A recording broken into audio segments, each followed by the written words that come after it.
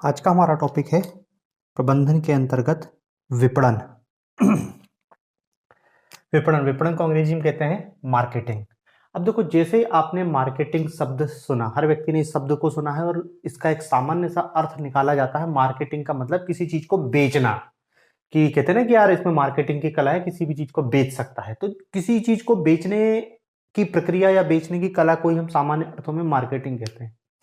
लेकिन प्रबंधन में जो मार्केटिंग है, ये दरअसल थोड़ी सी वृहद अवधारणा है। केवल वस्तु को बेचना नहीं है, बल्कि इसमें और बहुत सारी चीजें शामिल हैं। समझ रहे हैं ना, कि केवल उसका पार्ट है, मार्केटिंग का एक पार्ट है वस्तु को बेचना, लेकिन केवल वस्तु को बेचना मार्केटिंग नहीं है। मार्केटिंग के अंतर्गत वस्तु से संबंधित और बहुत सारी चीजें शामिल की जाती हैं। देखो, जैसे फिलिप कोटलर की परिभाषा है कि विपणन उन व्यावसायिक क्रियाओं का निष्पादन है जो उत्पादक से उपभोक्ता के बीच वस्तुओं व सेवाओं के प्रवाह का नियमन करती है। समझ रहे ना, उत्पादक से उपभोक्ता के बीच में जो भी हो रहा है उस सब का नियमन करना ही मार्केटिंग है। मतलब कोई प्रोडक्ट बन रहा है और उपभोक्ता तक पहुंच रहा है, तो पूरा जो प्रोसेस है, कि जो उत्पादक ने कच्चा माल खरीद के लाया होगा, उसको प्रोसेस्ड किया होगा, फिर उसने साफ सफाई करवाई होगी, उत्पादन करवाया होगा, फिर उसने उसका एडवर्टाइजमेंट किया होगा, फिर और जो भी काम किया होगा वो सब विपणन, मतलब उपभोक्ता तक जब वो वस्तु पहुंच रही है, पूरी जो प्रक्रिया है उसको कह रहे हैं हम विपणन। मतलब विपणन एक ब्रॉडर अवधारणा है, केवल सामान को बेचना उसके अंतर्गत शामिल नहीं है। दूसरी परिभाषा हैंसन, विपणन उपभोक्ता की आवश्यकताओं को खोजने एवं उनको वस्तुओं तथा सेवाओं में परिवर्तित करने की क्रिया है। वस्तुओं क्या है, उपभोक्ताओं की आवश्यकताओं को खोजने, मतलब उपभोक्ता को चाहिए क्या, वही है उपभोक्ता की आवश्यकता को खोजने और उन्हें वस्तु और सेवाओं में परिवर्तन, मतलब उनको चाहिए क्या यह पता करो और उनको वो चीज जाके बेचना, यही है मार्केटिंग। ठीक है। फिर है विलियम जे स्टेंटन के अनुसार कि विपणन उन समस्त आपसी प्रभावकारी व्यवसायिक क्रियाओं की संपूर्ण प्रणाली है जो विद्वान एवं भावी ग्राहकों की आवश्यकताओं को संतुष्ट करने वाले उत्पाद एवं सेवाओं का नियोजन करते हैं। मतलब देखो, ले दे के परिभाषाओं में सब वही बिखर रहे हैं कि वस्तु और सेवाओं को उत्पादकता तक पहुंचाना या उत्पादकता तक देना, यही पूरी प्रक्रिया हो रही है मार्केटिंग, विपणन। ठीक है ना। तो ये विपणन की 3 परिभाषा, इसमें कोटलर की परिभाषा बहुत ज्यादा महत्वपूर्ण है, क्योंकि फिलिप कोटलर का मार्केटिंग के क्षेत्र में अभी पढ़ेंगे आगे अपन मार्केटिंग मैनेजमेंट, उसमें उनको father of the marketing management कहा जाता है। अब इसमें देखना है विपणन की विशेषताएं। विपणन की क्या विशेषताएं हैं? देखो, पहली इसकी विशेषता है अपेक्षा एवं आवश्यकता। अपेक्षा एवं आवश्यकता। अपेक्षा एवं आवश्यकता, नीड एंड एक्सपेक्टेशन।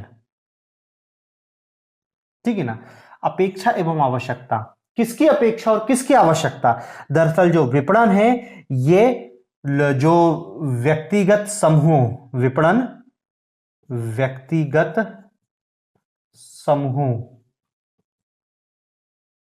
की जरूरतों एवं मांगों को हासिल करने का तरीका है, हासिल करने की क्रिया है। व्यक्तिगत या समूह, मतलब या इंडिविजुअल या पूरे समूह की जरूरतों और मांगों को हासिल करने की, मतलब वही है उनकी उपभोक्ता की जरूरत क्या है, उनकी मांग क्या है, उनको पता करना और उनको वो चीज उपलब्ध करा देना। तो वही क्या है, अपेक्षा एवं आवश्यकता, पहली इसकी विशेषता है। दूसरी इसकी विशेषता है उत्पाद का सृजन। उत्पाद का सृजन। उत्पाद का सृजन यह है कि उत्पादक को ऐसी वस्तुओं का उत्पादन करना चाहिए जिनका बाजार में कोई मूल्य हो।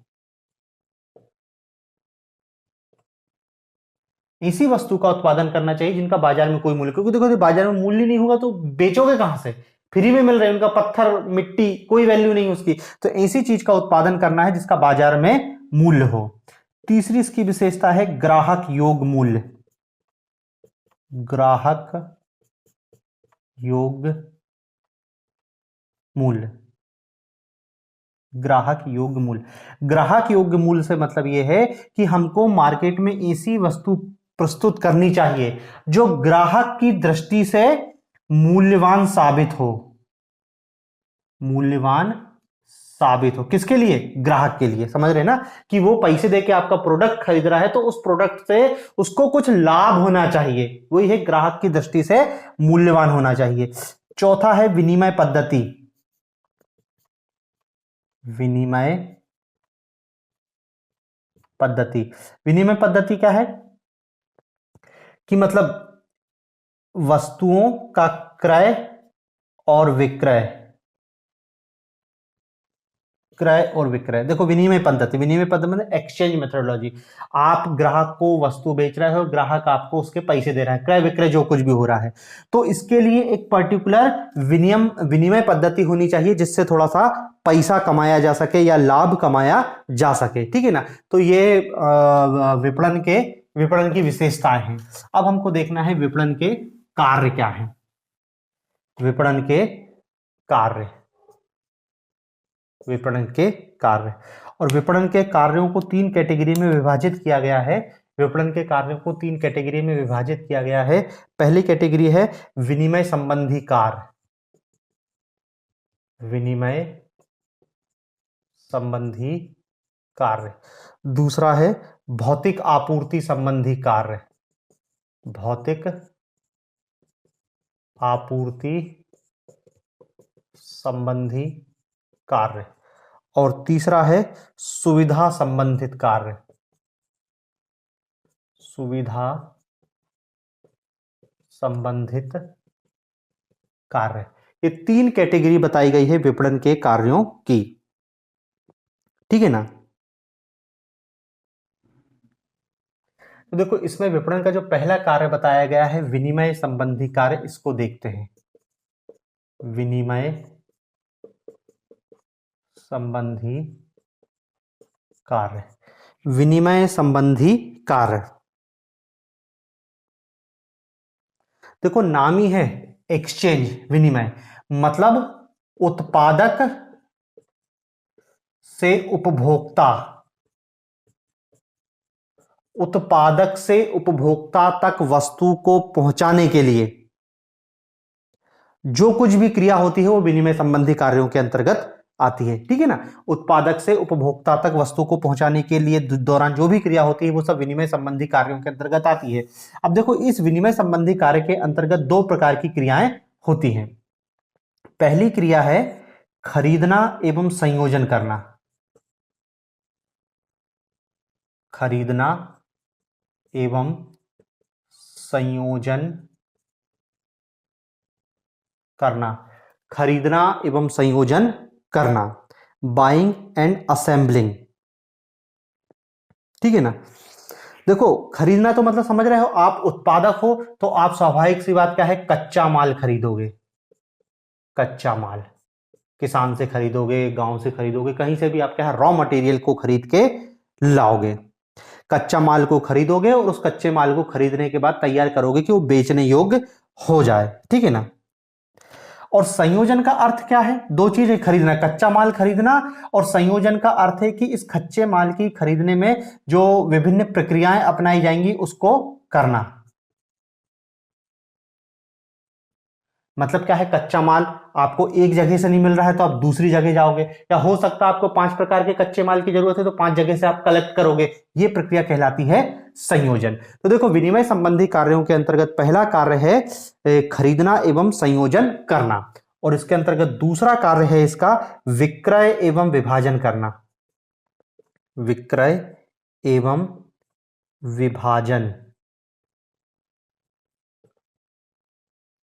विक्रय एवं विभाजन करना, सेलिंग एंड स्प्रेटिंग। देखो विक्रय तो हम जानते ही हैं, विक्रय का मतलब क्या होता है कि अपने सामान को बेचना, मतलब आप ग्राहक को ढूंढोगे, ग्राहक की जरूरतों को पूरा करोगे और अपना सामान उसको बेचोगे। ठीक है ना, ये क्रिया कहलाती है विक्रय। और विभाजन के अंतर्गत क्या किया जाएगा, विभाजन के अंतर्गत ये देखा जाएगा कि हम जो सामान बेच रहे हैं वो उपभोक्ता तक कैसे पहुंचे। मतलब आप जो सामान बेच रहे हो, थोक व्यापारी को बेच रहे हो, फुटकर व्यापारी को बेच रहे हो, या फिर सीधे रिटेलर को बेच रहे हो, या सीधे उपभोक्ता को बेच रहे हो, ये विभाजन कहला रहा है। मतलब दोनों क्रियाएं कहला रही हैं, बेचना और फिर किसको बेचना, किस रूप में बेचना, तो ये दोनों क्रियाएं कहलाती हैं विभाजन। तो देखो जो विपणन का कार्य है, विपणन का पहला कार्य है विनिमय संबंधी कार्य। विनिमय संबंधी कार्य का मतलब क्या रहा, उत्पादक से उपभोक्ता तक सामान को पहुंचाना। इस विनिमय संबंधी क्रिया के कार्य के अंतर्गत दो टाइप की क्रिया होती है, खरीदना एवं संयोजन, और दूसरा विक्रय एवं विभाजन। मतलब खरीदेंगे और बेचेंगे, सीधी बात यह है, ठीक है ना। मतलब विनिमय संबंधी कार्य में उत्पादक से उपभोक्ता तक वस्तु पहुंच रही है, तो उत्पादक क्या करेगा, पहले कच्चा माल खरीदेगा, कच्चा माल से सामान को तैयार करेगा और फिर उपभोक्ता तक पहुंचाएगा। तो ये दो चीज इसके अंतर्गत शामिल की गई हैं। फिर दूसरा है भौतिक आपूर्ति संबंधी कार्य। भौतिक आपूर्ति संबंधी कार्य, भौतिक आपूर्ति संबंधी कार्य। भौतिक आपूर्ति संबंधी कार्य क्या है, इसके अंतर्गत वे सभी भौतिक गतिविधियों को शामिल किया जाता है जो विपणन के दौरान होती हैं। भौतिक गतिविधियां, वे सभी भौतिक गतिविधियां जो विपणन में प्रयोग की जाती है। भौतिक गतिविधि जैसे सबसे पहली भौतिक गतिविधि होती है परिवहन। परिवहन, ट्रांसपोर्टेशन।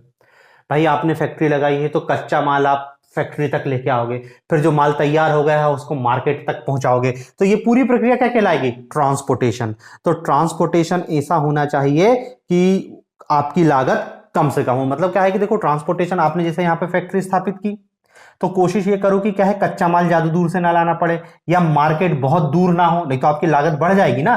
तो भौतिक आपूर्ति में पहली आपूर्ति क्या की जाती है, परिवहन की। दूसरा काम किया जाता है भंडारण का। भंडारण, भाई आपने सामान बनाया, कोई ऐसा तो है कि नहीं तुरंत ही पूरा बिक जाएगा।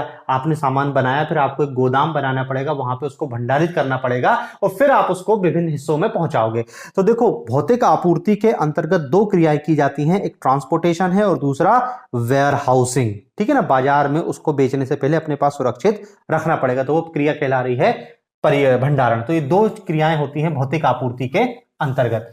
फिर तीसरा है सुविधा संबंधी कार्य। सुविधा संबंधी कार्य, सुविधा संबंधी कार्य। सुविधा संबंधी कार्य के अंतर्गत पहला कार्य किया जाता है अनुसंधान, रिसर्च। अनुसंधान, अनुसंधान का मतलब क्या है, अनुसंधान का मतलब है ग्राहक को क्या चाहिए, ग्राहक की जरूरतें क्या है, ग्राहक को कैसे संतुष्ट करना है, ये सब चीजों का अनुसंधान। तो ये सुविधा संबंधी कार्य में पहला रिसर्च किया जाता है कि ग्राहक को क्या चाहिए, ग्राहक की आवश्यकता क्या है, ग्राहक की क्षमता कितनी है। मतलब ग्राहक की औकात भी पता करनी पड़ेगी ना कि इतनी महंगी वस्तु ग्राहक खरीद पाएगा या नहीं खरीद पाएगा। ये सब चीजें अनुसंधान के अंतर्गत आती हैं, ठीक है ना। दूसरा इसका कार्य है उत्पाद योजना और विकास। उत्पाद योजना, उत्पाद योजना और विकास। उत्पाद योजना और विकास, प्रोडक्ट प्लानिंग एंड डेवलपमेंट, ठीक है ना। अब देखो प्रोडक्ट प्लानिंग एंड डेवलपमेंट का मतलब यह है कि देखो वर्तमान में बहुत ज्यादा प्रतिस्पर्धा है। आप जो सामान बेच रहे हो बाजार में 10 लोग हो या 50 लोग या 1000 लोग उसको बेच रहे हैं, तो जब आप अपना प्रोडक्ट बनाओगे तो उसके बनाने के दौरान आपको ध्यान में रखना है कि 1000 लोग और बेच रहे हैं, तो मेरे को अपना उत्पाद ऐसा बनाना है कि वो 1000 लोगों से अलग हो। तो यही है उत्पादन योजना और विकास, कि आप अपने प्रोडक्ट को बनाते समय ये कैसे है कि इस प्रतिस्पर्धी मार्केट में आप उसको कैसे बेचोगे, कैसे उसको यूनिकनेस प्रदान करोगे। तो यही है उत्पाद योजना और विकास। तीसरा इसका है मानकीकरण और ग्रेडिंग। मानकीकरण और ग्रेडिंग, मानकीकरण और ग्रेडिंग, स्टैंडर्डाइजेशन एंड ग्रेडिंग। मतलब देखो मानकीकरण, मानकीकरण का मतलब क्या है, स्टैंडर्ड। आप जो प्रोडक्ट बना रहे हो वो सही हो, अच्छा हो, गुणवत्ता उसकी अच्छी हो, ग्राहक उस पर भरोसा करे। स्टैंडर्ड, सही स्टैंडर्ड का सामान आपको बनाना है। और ग्रेडिंग, ग्रेडिंग का मतलब यह है की गुणवत्ता, उसका आकार, उसकी गुणवत्ता, वजन, ये सब ग्रेडिंग पैकेट पे लिखा रहता है ना कि इसका वजन कितना है, इसमें क्या क्या इंग्रेडिएंट मिले हुए हैं, इसकी गुणवत्ता क्या है, इसकी एक्सपायरी डेट क्या है, ये सब चीजें। तो ये सब क्या है, मानकीकरण और ग्रेडिंग के अंतर्गत आता है। फिर चौथी चीज आती है इसके अंतर्गत जिसको कहते हैं पैकेजिंग। ठीक है ना। पैकेजिंग मतलब प्रोडक्ट को पैक कैसे करोगे। तो पैकेजिंग के दौरान देखो क्या चीज ध्यान में रखनी चाहिए कि हम जो सामान पहुंच रहे हैं ऐसा पैकेट करो कि उपभोक्ता तक सुरक्षित पहुंच जाए। ऐसा ना हो कि पैकेट फट गया हो, हवा लग जाए, प्रोडक्ट खराब हो जाए, या कोई टूटने वाला प्रोडक्ट है तो उसको फिर बाकायदा गद्दे से कवर किया जाएगा, फोम से कवर किया जाएगा। पैकेजिंग ऐसी आकर्षक होनी चाहिए कि उपभोक्ता उसको देख के आकर्षित हो, क्योंकि पैकेजिंग का ही तो खेल है। पहली नजर में तो उपभोक्ता पैकेट को ही देखेगा ना, तो पैकेट भी बहुत अच्छा होना चाहिए। ठीक है ना। फिर पांचवा इसका कार्य है, सुविधा संबंधी कार्य के अंतर्गत है ब्रांडिंग। ब्रांडिंग देखो, ब्रांडिंग के अंतर्गत क्या है कि अपने प्रोडक्ट को एक ब्रांड के रूप में डेवलप करना होगा। आप जो प्रोडक्ट बेच रहे हो ब्रांड बनाना होगा। कि ब्रांड रहते हैं ना कि आप जैसे मुंह धोने के लिए उन्होंने कहा कि आपके कोलगेट एक ब्रांड हो गया है वो टूथपेस्ट, लेकिन मुंह धोने के लिए हम क्या है कि कोलगेट ले आना, सामान्यतः यही बोला जाता है। तो कोलगेट एक ब्रांड हो गया है। ऐसे ही कपड़े धोने के लिए पहले चलता था निरमा, अब वो भले वॉशिंग पाउडर है लेकिन क्या बोलते थे गांव वाले कि निरमा लिया जाके। निरमा का मतलब ही होता था वॉशिंग पाउडर। तो ये क्या है, एक आपको आपके प्रोडक्ट की अच्छी ब्रांडिंग करनी पड़ेगी, उसको एक अच्छा नाम देना पड़ेगा ताकि क्या है मार्केट में वो ब्रांड के नाम से बिक सके। ठीक है ना। उसके लिए कुछ चिन्हों का प्रयोग करना पड़ेगा, जो भी करना है आपको इसके लिए। फिर अगला इसका कार्य है प्रचार। प्रचार प्रमोशन। भाई आपने मार्केट में प्रोडक्ट लॉन्च किया तो पता तो चले उपभोक्ता को, तो प्रमोशन करना पड़ेगा। प्रमोशन के बहुत सारे तरीके होते हैं, ऑनलाइन करो, पेपर के माध्यम से करो, टीवी पे एड दो, मौखिक रूप से प्रचार करो, पर्चे बंटवाओ, ऑटो में माइक लगा के चिल्ला के बताओ लोगों को। तो प्रचार बहुत ज्यादा जरूरी है। फिर सातवां है इसके अंतर्गत प्राइसिंग, मूल्य निर्धारण।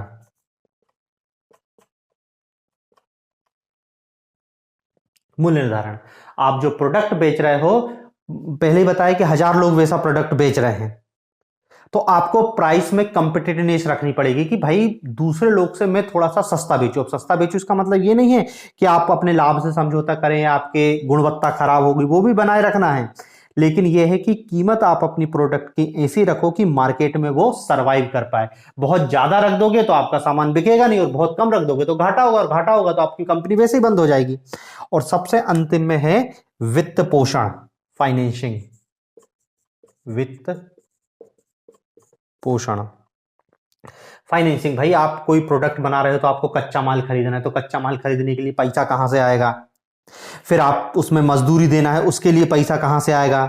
गोदाम है उसके लिए पैसा है, आपने कर्मचारी, बहुत सारी चीजें हैं, उन सब के लिए पैसा कहां से आएगा। तो इस चीज का भी ध्यान में रखना कि जो हम कंपनी चला रहे हैं उसके लिए फाइनेंस कहां से उपलब्ध होगा। ठीक है ना। तो ये है विपणन के कार्य।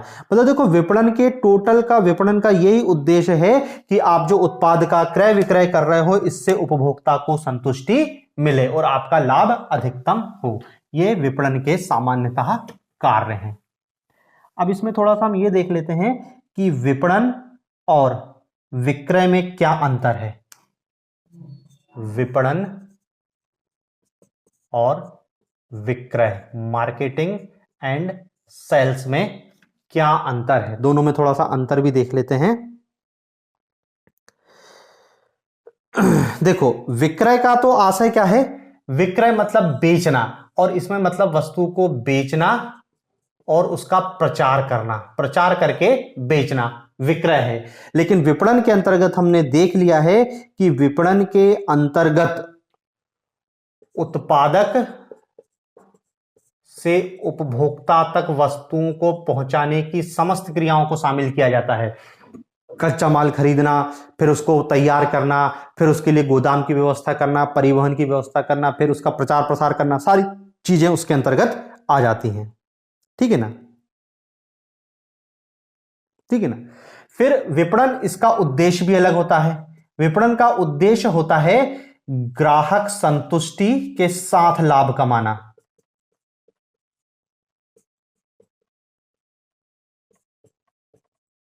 ग्राहक संतुष्टि के साथ लाभ कमाना।